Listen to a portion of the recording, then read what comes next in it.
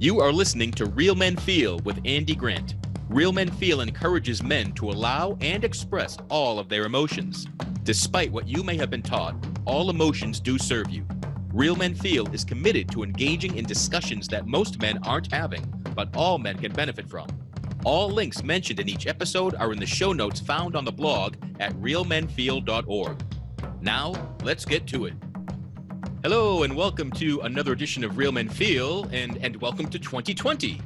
And, perhaps I shouldn't say that because you could be listening to this in the dawn of the new year as intended, or you could be listening July 4th of 2027.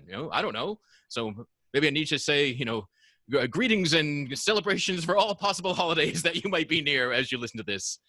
And, in fact, perhaps I shouldn't even say Real Men Feel, because all men feel. It's just men feel could be what this program really is called. Some men don't think they're supposed to feel. Some men were taught they aren't meant to feel, or were taught to only feel certain things. But certainly men do feel. And many men feel anxious, which brings me to today's episode. It's my honor to welcome counselor, speaker, author, and neurotherapist David Phelan to the show. Hey, Andy, it's great to be here with you. It is. I can say that confidently. I have no anxiety about that. Although I certainly did when I showed the show, but that shows up lots of places. So, anxiety on its own is not something that we've discussed on the show. Certainly in my personal experience and talking to other people, anxiety and depression seem to go together. Like anxiety always seems to be part of something else. But so I'm glad that we're gonna just focus on that. But my first question, David, is what is a neurotherapist? I'm not familiar with that term. So I have a master's degree in counseling, and then I did additional training in neurotherapy, which is specifically, in my case, brainwave biofeedback. And so we use medical grade equipment to monitor different systems of the body in also the brain. And as we're doing that, what we're looking for is the body out of balance? And if it is out of balance, is it out of balance in a manner that is consistent with the symptoms? So in certain cases of anxiety, there might be parts of the brain that are operating too fast. And so through biofeedback, the patient that I'm working with can learn to slow down that particular part of the brain. And when treatment is successful, then that can alleviate anxiety. Oh, cool. So it's helping people to get conscious control of their brain as opposed to just reacting to what their brain does to them, kind of? Yeah, exactly. And with all biofeedback, that really is what we're trying to do, is to help people have more control over their physiology and more control over their emotional states. Interesting. So is this line of work something you've always done? Like what prompted you to want to help people in this way? Well, when I was first exposed to it, I was at a training, and actually it was a training for educators. And I heard about somebody doing this work. And I have a son who is on the autism spectrum, and they said that it was one of the trainings that could be helpful for people with autism. And so that's when I began to explore it and realized that there were many applications for the patients that I work with. And so I started doing that work and did that for several years, and even wrote a book about biofeedback at one point. Right now, that's not as prominent as a part of my work, because what I'm trying to do right now is really go beyond the work that I can do face-to-face in my office, which is why I started focusing on the RIP anxiety program and making resources available to people on the internet. But it certainly gave me a strong foundation for sort of the neuroanatomy of anxiety and how to help people, again, beyond just what we're doing in the office. Cool. And did you find that it helped with autism as well? Was there success there? So when my son was receiving neurofeedback, he was also working with a counselor, receiving services that way. His medications were being managed by a psychiatrist, and he was also doing horse therapy at the same time. So getting a lot of services, and he definitely made progress. It's hard to pinpoint to which one of those we would ascribe the most benefit to, but he definitely did make progress during that time. Now, is anxiety, is that something you've always focused on, or is that just, is that a particular series of symptoms that you can do online better than other things? Yeah, it's kind of both. I would say a majority of the patients that I see in my office are dealing with depression and or anxiety. I mean, I treat other mental health concerns, but those are the most prevalent, and that really mirrors what's happening in the country, and I think around the world as well, that depression and anxiety are two of the most prominent mental health concerns out there, and also two that are the most treatable. And so when we started looking at how can we help people online, we decided to start with anxiety, and have a lot of experience working with anxiety in the office, and a pretty good system for helping people. And that's how I decided to go in that direction. Cool. So you mentioned the RIP anxiety. So is that an online only program, or is that also can be done face to face? What are the details of that? Yeah, it really is the approach that I take with my clients. And so it's a model for eliminating anxiety, and as well as just a nice acronym, you'd like your anxiety to rest in peace. And so I use it with my face-to-face clients, but that's also the model that I walk through online in my online course. And you specifically, you said eliminating anxiety. Right, right. So not treating, not tolerating it, truly eliminating it. Right. And, it's interesting. When I first started working online and got involved in social media, I was kind of surprised at the pushback that I got when I started talking about being able to eliminate anxiety.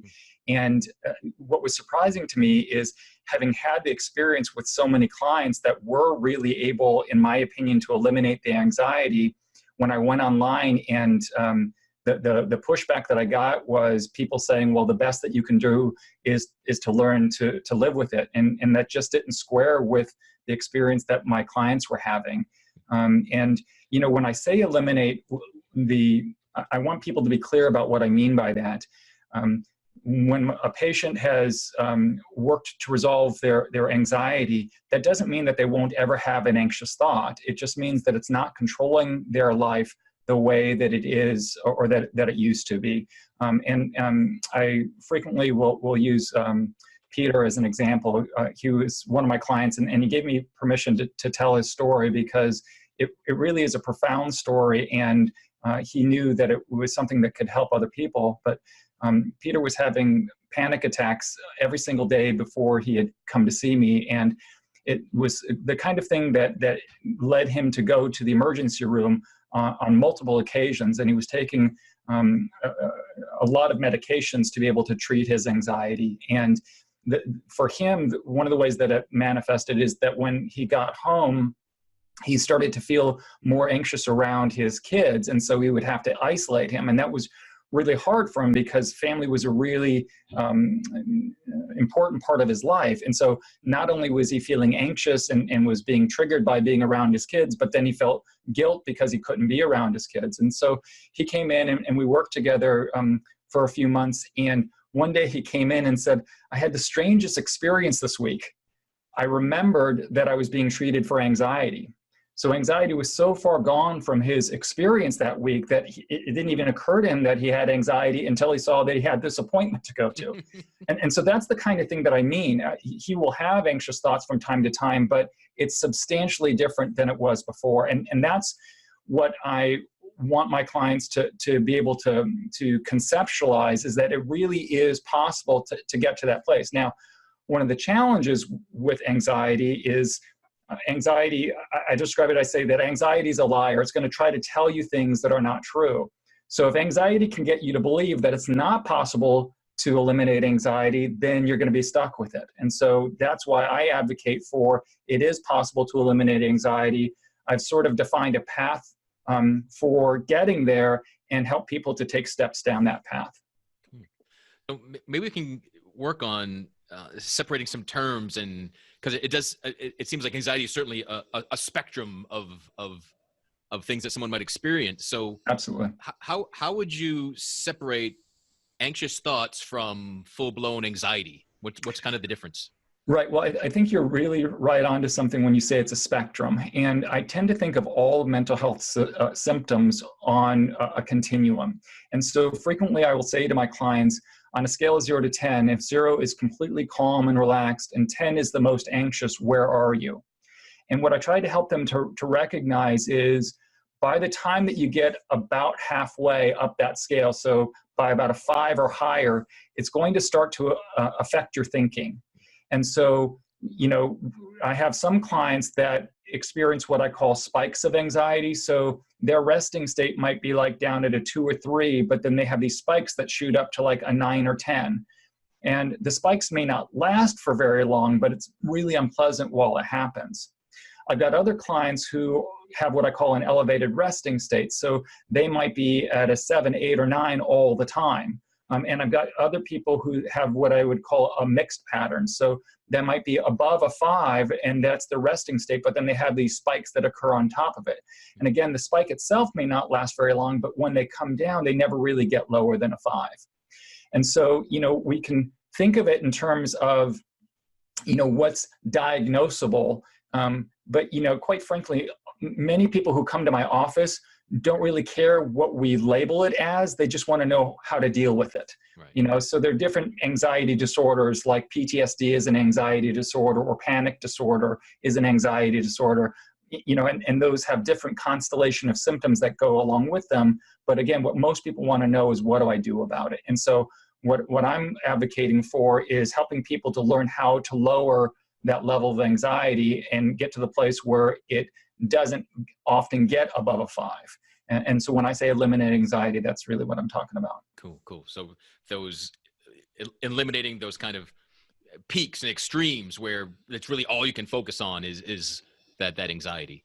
Right. And the higher that it gets, you're absolutely right. The more of your thinking it consumes. But even, if you sort of have a low grade anxiety, it might be there in the background all the time, and you're not really going to perform at your best, And so when I'm walking through an evaluation with people, oftentimes what I'm asking them is, how much does this bother you? And also, how much does it get in the way? So if we can help people to get to the point where they're not bothered because their anxiety is low and it's not interfering with their performance, really, that's what's ideal for them. Cool. Yeah, because I imagine if it's kind of like a constant background thing, people might just think, oh, this is how life is. This is how everybody feels. Yeah. Until they bother to examine it and maybe discover that, oh, no, there's an agitated state. There's this level of stress or nervousness that's kind of always here that doesn't have to be here. Right. Yeah, it's interesting. And this kind of ties back to biofeedback. Sometimes I ask people to rate themselves on that scale, and they say, oh, I'm at a 2 or 3. And then we hook them up to the equipment and we find out they've got twice as much muscle tension as they should. And what that tells me is they don't know what relaxed feels like, and as you said, they just think it's normal. Yeah. So, what are some signs that someone is dealing with anxiety when it's not to the level of like it's really obvious? What is it feeling a level of physical tension? Are there other things? Yeah, I mean, there can be, what I try to help people to think about is to what extent is it interfering with their thinking, and to what extent is it showing up in their physiology. So their physiology could be things like increased muscle tension, their heart rate could be faster, they might either hold their breath or breathe faster, it can affect blood pressure. They might experience trembling or shaking. They could experience hot flashes or feel chills. So those are all symptoms that can show up in the body with anxiety. And again, sometimes people are experiencing those things and not really even aware that they're experiencing them until somebody points it out to them. I had one client that I was working with recently who kept clenching his jaw, and he wasn't even aware that he was doing it until I pointed it out to him. And so those are some of the things on the physiology side of it. And the thinking side of it is, particularly in where your anxiety is more severe, your mind can go blank. You can get stuck on particular thoughts. There might be confusion. You might have trouble paying attention. as far as the attention goes, some people, particularly young people, may be misdiagnosed as being ADD or ADHD when it really is anxiety. And when people are having a hard time trying to figure that out, the example that I use is, imagine somebody pointing a gun at you, and then asking you to solve an algebra problem. You might get it wrong, and it's not because you can't do math or you can't pay attention. You are paying attention. You're just paying attention to the gun. So, whatever is triggering your anxiety, you might be paying more attention to that than the other things that would be helpful for you to be paying attention to. So then is one of the keys kind of realizing that you can take control of what you're focusing on, and right, that absolutely. conscious shift? Yeah, cool. Yeah. So whenever I start somebody that I'm working with anxiety, I ask them to recognize that anxiety is an emotional state that works the same way as every other emotional state. Anxiety works the same way as depression or anger or feeling lonely on the unpleasant side. On the pleasant side, feeling happy, motivated, confident. They're all emotional states.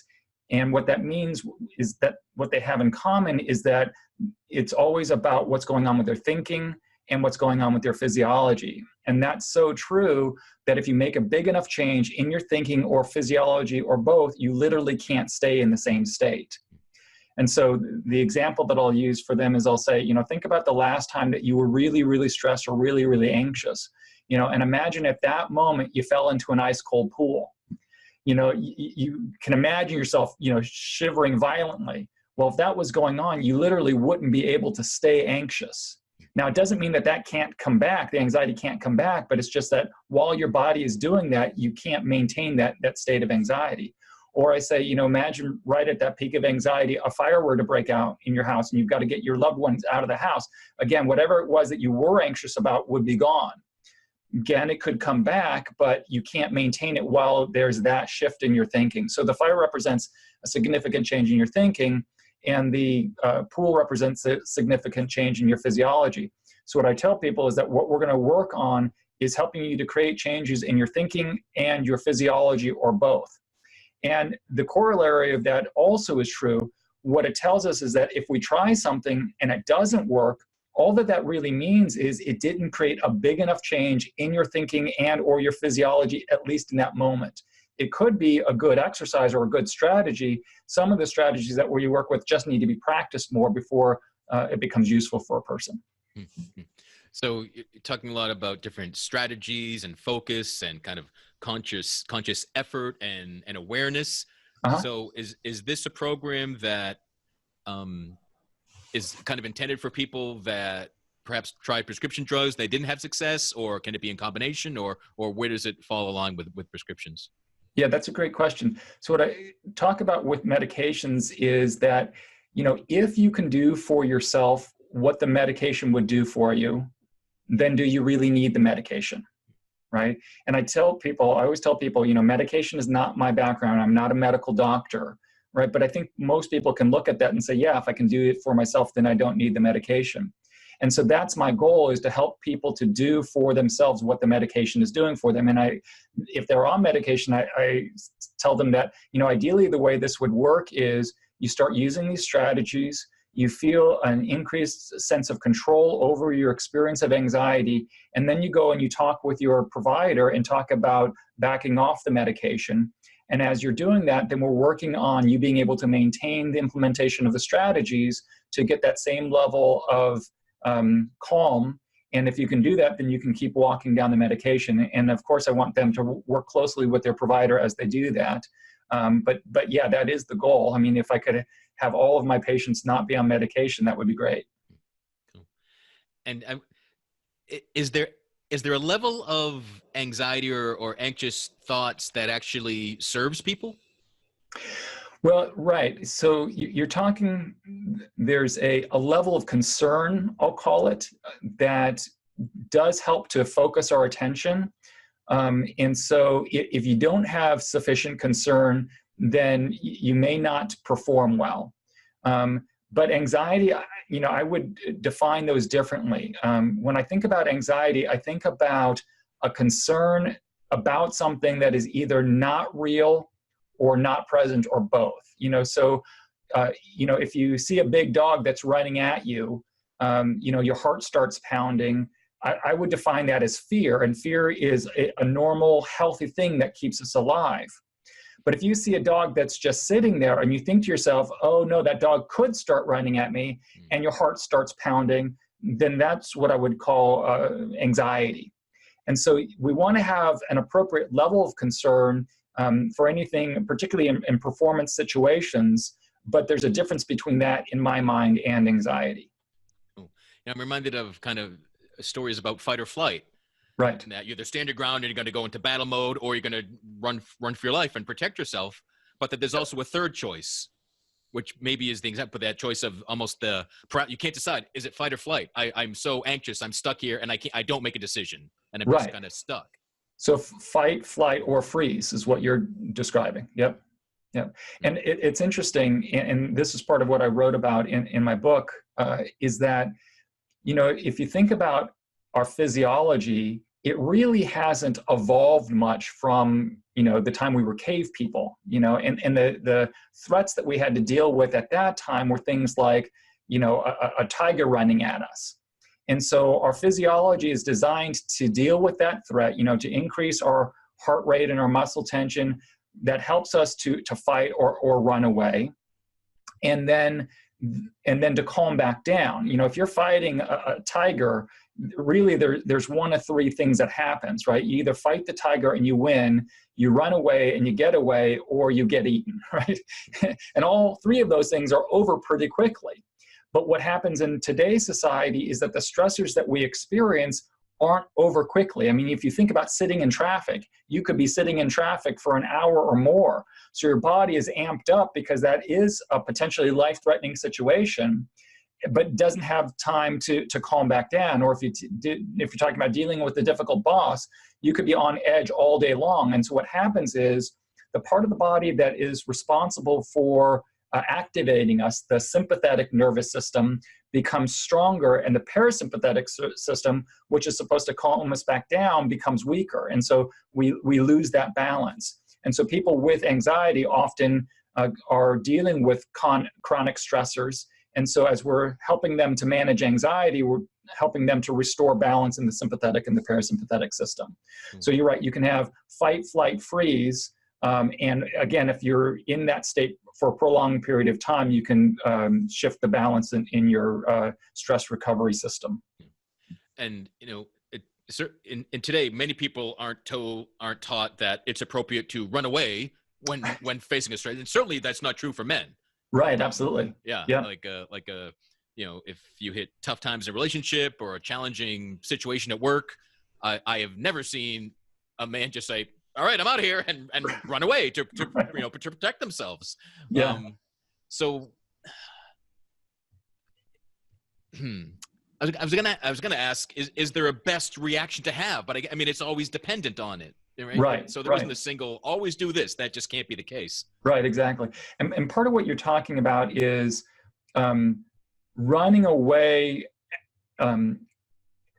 as an act of self-preservation. The best strategy in that particular situation, and that would be in situations where to stay engaged is going to get poor outcomes. If you stay engaged, you're going to make it worse. Now, if your anxiety is high, if you're above a 5, you're not going to be thinking rationally, and what's going to come out of your mouth or your behavior is not going to be effective. So moving away from that situation to give yourself time to de-escalate and then re-engage actually is a much better strategy, like you're talking about. Yeah. And so it's an interesting segue into the RIP model. So RIP stands for the 3 steps or the 3 phases of dealing with anxiety. So R is for recovery, what happens after an episode that makes it less likely that what you experienced in that episode is going to get carried forward into the next situation. I stands for intervention, which is what we do in the middle of the episode to terminate the episode as quickly as possible. And P is for prevention, what we can do beforehand that makes it less likely that the anxiety is going to show up. And so when you're talking about moving away from a situation where we're not getting good results, once a episode is set in and we're above a 5, that's a time that we want to use interventions. But the problem is, because of the way that anxiety affects the brain, we may not remember to use a strategy. We may not know how to use a strategy, because our brain isn't functioning well. So sometimes just getting out of that is the best thing that we can do. And oftentimes what I help clients to recognize is, because you're going to have least access to your higher ordered thinking during an episode, you really want to focus on the recovery and the prevention strategies. Yeah. And, the way I'm kind of phrasing this and thinking about it in head with the fight or flight is more of a comical version, but yeah, just de-escalating, or just, recognizing that, all right, I'm just going to step back from the situation, take 3 deep breaths or excuse myself to the bathroom, whatever it is, to just be alone and regroup and decide what strategy to go forward with. Yeah, absolutely. And, it's interesting, when I do couples therapy, oftentimes we talk about that very thing, that if you're in the middle of a conflict, the conflict may not be productive. And so oftentimes the best thing to do is to take a timeout. Now, when certain people hear that, they don't want to take a timeout, particularly if they've had the experience of, if we stop talking about this, it's never going to get resolved. So one person wants to take the time out, the other person wants to keep pursuing it. So when they do take a timeout, what I recommend is set a specific time that you're going to come back to it. Even if it's 5 minutes later or 10 minutes later, that allows you time to de-escalate, but then also gets the situation addressed so that it doesn't just get swept under the carpet. And tell me a little bit more about the difference between recovery and intervention, because intervention is stopping an episode.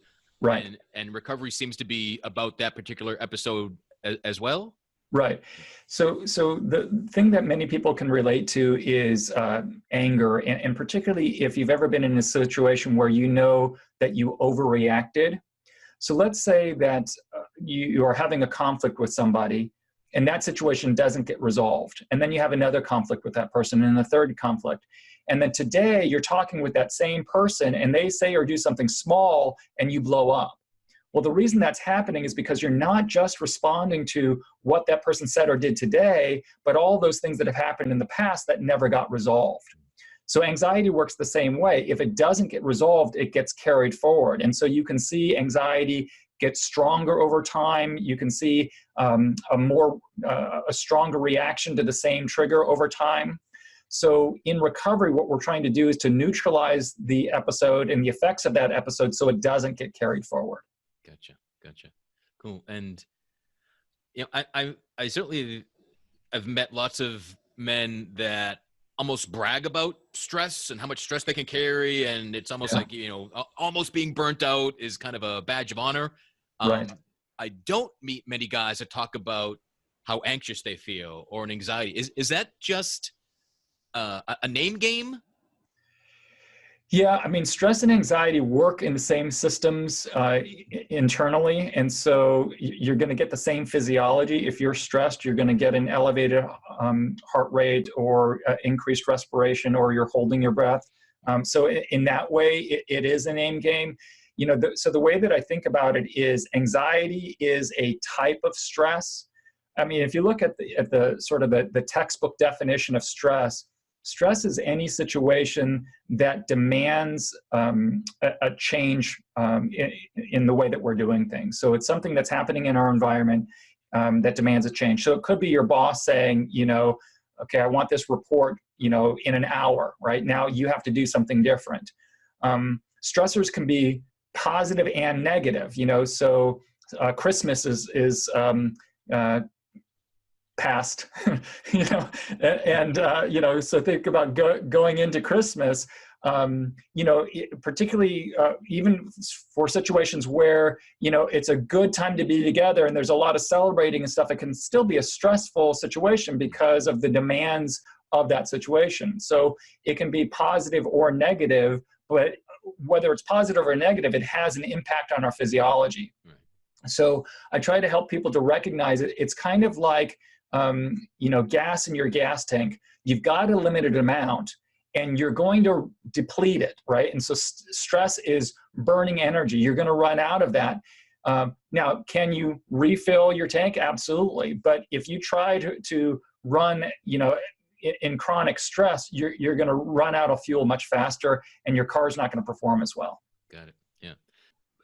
Positive stresses create the same reactions within us. So things like planning a wedding or a move or a new job Right. can be made all the worse if you've got this whole history of unresolved anxiety and issues, and if you're just this bundle of triggers. So Right. even good things can be that final trigger that really sets you off. Yeah, right. And final trigger or a building trigger, yeah, you're right. It all plays a part. And I'm not advocating for people to live stress-free lives by removing every possible trigger. What I want them to do is to figure out how to negotiate the challenges that are in their life in a healthy way. So one of the images that I use frequently is think about an outfielder, right? While the pitcher's holding the ball, getting ready to pitch, the outfielder wants to be relaxed and ready. If they are breathing fast, if they're really tense, they're going to be burning energy and it's not doing them any good, right? So we want to be relaxed and ready. Once the pitch is made and the ball gets hit, particularly if it's going to that fielder, they want to spring into action, exert the energy, make the play, but then go back to relaxed and ready. Right. And so that really is my image for life. We don't want to necessarily eliminate the stressors because many of those stressors are good, but we want to be able to manage them in a way that we're able to, to play the game for the long term. Right. Yeah. I mean, really the only constant in life is change. Right. So yeah, if every change just throws you into disarray, then it's going to be a rough life. Right. Exactly. Yeah. Yeah, it's funny. I haven't heard the outfielder analogy, but that's, yeah. If every strike and every ball, every pitch is just, if you're flinching in the outfield, like losing your mind and just being distracted by all that, then yeah, you can't feel good. You can't perform well. Yeah. Right. Cool. Yeah. And I've seen statistics that women have more anxiety than men, but I think it's true with all sorts of physical and mental ailments that men are just vastly underreported. They're like you said, they're more likely to go, yeah, I'm all stressed out, not, yeah, I'm anxious and need some help. Exactly. Yep. So there's a really good chance in those statistics that there is underreporting. But even, if you think about what is being reported, it's somewhere between 1 in 3 and 1 in 5 men. That's still an extraordinarily high number. So, I mean, if I think about your listeners, if your listener isn't dealing with anxiety himself, then he knows somebody who is, and it really is, it's affecting us all. Let's go there. If you have a friend, a family member, a coworker that is obviously anxious, what can you do in that situation? Right. And so it goes back to what I said before, that what's going to get the person out of that episode is a change in their thinking or change in their physiology. And so if you're going to do something that's going to help, it's going to be one of those two things or a combination. And let me say one more thing before I get into what to do. And I alluded to this before, but where anxiety and strong emotion lives in the brain is a part of the brain called the amygdala. And when the amygdala gets triggered, it sends out signals to the rest of the brain, including the front of the brain. The front of the brain is where higher ordered thinking lives: logic, reason, problem solving, recall. When the signals from the amygdala reach the front of the brain, it takes the front of the brain offline.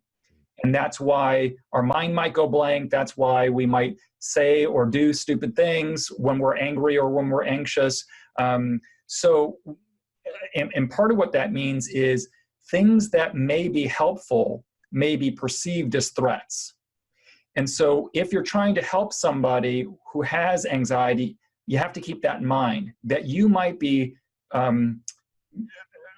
benevolent in your approach. You might be very kind in your approach, but it might still be perceived as a threat. So what I always tell people is make an attempt, but if it's met with resistance, then back off. So an attempt might be something simple like, why don't we do some slow breathing together, right? But then you might get that, no, I'm not going to do that, And again, as soon as it's met with resistance, back off, because you're not going to get a good result until their anxiety has de-escalated. So if it is met with resistance, let them work through it. But then afterwards, you can go back and say, hey, I know that you were really stressed in that situation, or you were really, really anxious in that situation. If something like that happens again, what would you like me to do for you, right? And so if I'm working, say, with a parent who has a child with anxiety, I'll make the same recommendation to the parent. I help the parents to recognize the strategies that the child can use.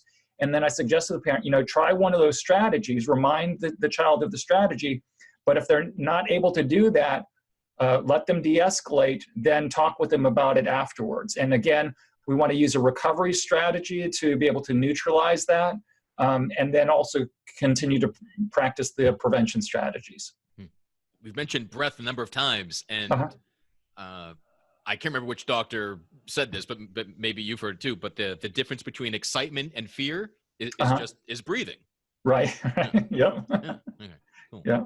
That's something that always struck me, and how true that is. And so if I find myself anxious and nervous, and on that verge of just really kind of freaking out, if I can just remember, like, all right, 3 deep breaths. Right. Is enough to just that pause. So it's a change of state that I'm creating at that point. Absolutely. Yep. Change in physiology, change in state. Yep. That's very good. And in my personal, so I've dealt with depression and suicidal thoughts for much of my life. Okay. And when I was getting treated for that, and treatment wasn't getting me many results, I was like, oh, maybe I'm not even depressed. Maybe I'm actually anxious. Maybe I'm looking at the wrong thing here. Do you find that those do go hand in hand a lot, or very often? And so as I'm working with people, one of the things that I ask them to think about is if they have depression, anxiety, is one of them primary? And so sometimes I'm working with somebody who has depression, and let's say they have a hard time getting out of bed in the morning. Well, that could lead to things like them missing work. And then they become worried about not being able to pay their bills, right? And so in that case, the worry is secondary to the depression. Sometimes I work with people who have anxiety, and they might be so anxious that they can't leave the house, and so anxiety makes their world smaller and smaller and smaller, and then they come to the conclusion, well, this really sucks, So in that case, the anxiety is secondary to the depression. And sometimes it's what we call comorbid, that you have a person who has depression and anxiety really at the same time. If one is primary and you address that one, the secondary issue will go away along the way. If it's comorbid, it may not. Now, keep in mind, a lot of the strategies that I teach people are good for both depression and anxiety. What I'm trying to help people to do is to figure out how to change their thinking, as an example. And what we want to go to are thoughts that are going to be productive, thoughts that are going to lead to a sense of happiness, motivation, confidence, right? Well, you can't be anxious and confident at the same time. And you can't be depressed and happy at the same time, right? So many of the strategies, again, work for depression and anxiety, but just as you're saying, they go together very, very frequently. So then correct me if I'm wrong, but it almost doesn't matter, again, which label, any sort of labels or diagnoses, if put these strategies to work, and again, you change your state, whether you're about to go into a depressive state or an anxious state, the same strategies, that raising that awareness and doing something about it can get you back off the metaphorical edge there. Right, exactly. And so, yes, there is an appropriate time for a diagnosis, but as you're talking about, if what you're trying to do is to alleviate symptoms, and you're trying to use these kind of strategies, then whether it was a depressive thought first or an anxious thought first, if you're going to move to a calm thought or productive thought, then it doesn't really matter where you started. You mentioned children earlier. Are you? I know for a while it seemed like mental health challenges were showing up in younger and younger ages. Are you still seeing that get younger and younger? Yeah, I think there's a couple things happening. One is I think we are becoming more aware of how it shows up in children. Really sort of classic example of that is bipolar disorder. You know, as it was first understood, it had an onset of about young adulthood. And that was the type of bipolar disorder where you might have had the really low depressions, and then the manic episode was euphoric. Well, what we see now is that oftentimes the manic or the hypomanic episode in children will show up as irritability. And so, you know, we might have thought before that the child was just cranky. Now we might see that as a symptom of a disorder. So I think there's a growing awareness. And then, you know, as we become more aware of it and as there's less stigma attached, which means that we can talk about it more, I think we're recognizing that kids are affected that we didn't previously recognize. Does anything stand out as something regarding anxiety that you wish more men realized? I think recognizing the prevalence of it would be helpful. I think recognizing that there is something that I can do about it.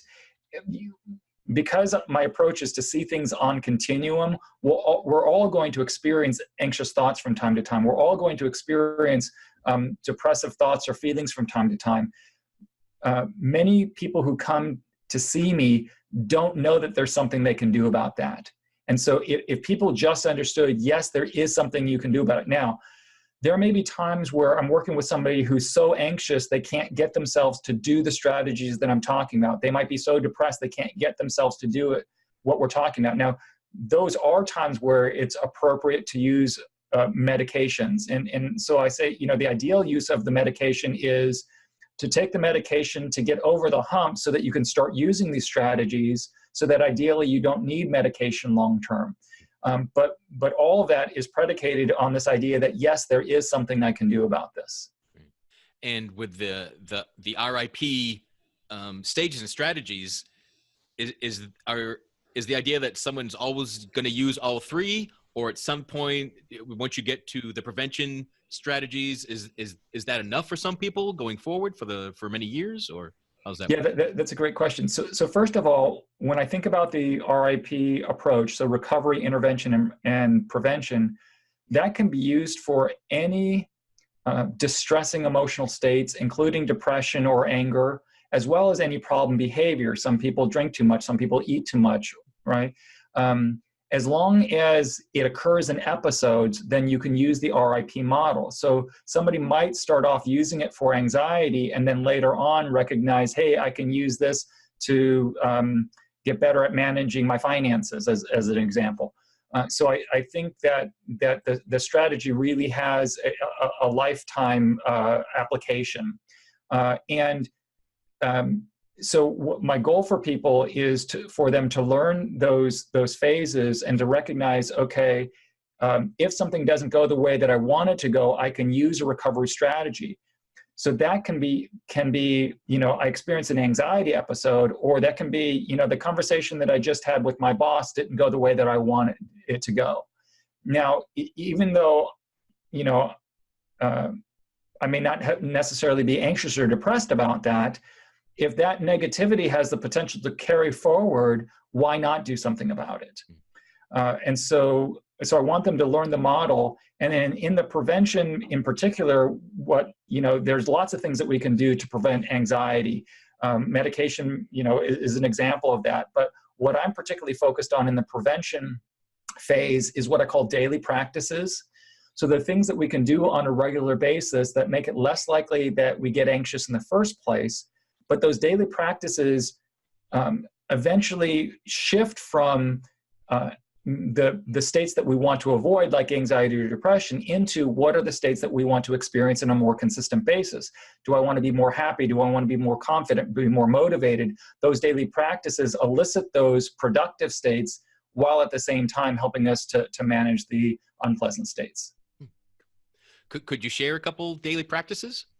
Sure. So one that I recommend to almost everybody that I work with, and we were talking about breathing, is what I call parasympathetic breathing. So Normal rate of breathing for an adult is about 12 to 14 breaths per minute.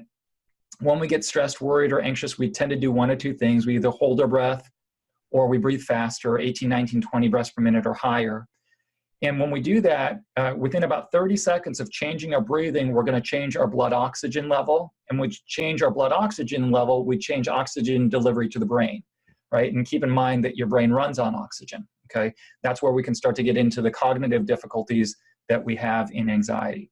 So somewhere down at the lower end of the range, between 5 and 7 breaths per minute, is what's going to give us the greatest heart rate variability. And many of your listeners might be familiar with heart rate variability. It's an indication of what we call vagal tone. So the stress recovery system being engaged. So a normal rate for a heart rate for an adult is about 70 beats per minute. But if that never changes, if it's 70 beats per minute, 70 beats per minute, 70 beats per minute, that's the single greatest predictor of a heart attack. So what we want to have happen is when we breathe in, we want the heart rate to increase. When we breathe out, we want it to decrease. So if your heart rate goes up to 80 and down to 60 and up to 80 and down to 60, you still have the average of 70 beats per minute, but you've got 20 beats per minute of variability. And for the most part, in terms of what we're talking about, greater variability is better. So somewhere down in that range of 5 to 7 breaths per minute is what's going to give you the greatest heart rate variability. Now, we can hook people up to the equipment and we can find out exactly what their ideal rate of breathing is. But short of doing that, 6 is in the middle of that range. And 6 is a really easy number to remember because 6 breaths per minute is 1 breath every 10 seconds. So if you were to breathe in for 5 seconds and breathe out for 5 seconds, that's 1 breath every 10 seconds or 6 breaths per minute. So what I recommend to most of my clients is to spend at least 5 minutes a day breathing like that. 5 seconds in, 5 seconds out for at least 5 minutes a day. And I tell people, if you like that, you can do it more. You can't do it too much. You know, the more you do it, the more your body will like you. You know, I ask people to actually focus on a clock during that 5 minutes, but during the rest of the day, they can just kind of ballpark it. Most people find that feels relaxing.